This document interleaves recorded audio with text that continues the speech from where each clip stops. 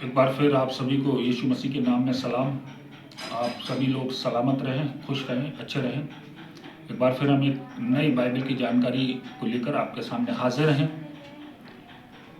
और जब परमेश्वर यहोवा ने, खुदा ने पूरी सृष्टि को बनाया, जब वो कंप्लीट कर चुका, तब उसने आदम और हव्वा को बुलाया और उनसे कहा कि देखो, इस वाटिका के मध्य में जो वृक्ष है उसके फल को तुम मत खाना, अगर खाओगे तो मर जाओगे।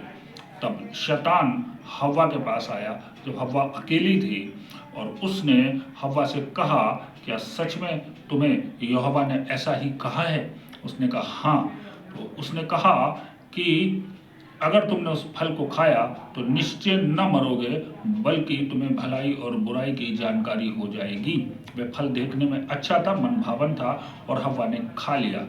मैं एक बात और आपको यह निश्चित कर देना चाहता हूँ, ये जो हव्वा का जिक्र है, बाइबल के अनुसार यहोवा ने जो सृष्टि रची थी उसमें पहले जो मनुष्य को बनाया गया उसका नाम आदम रखा गया, और पहली स्त्री का नाम हव्वा रखा गया।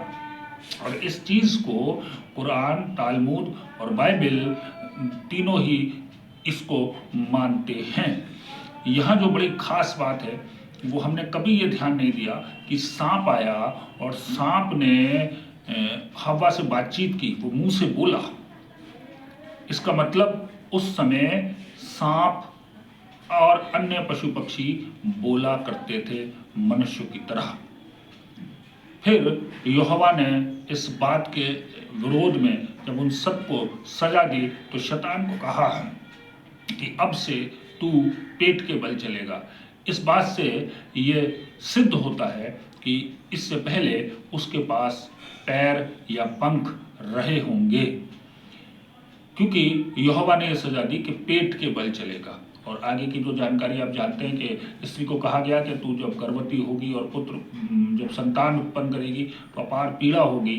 आदम को कहा गया कि तू अथक परिश्रम करेगा, तब तुझे रोटी और रोजी नसीब होगी।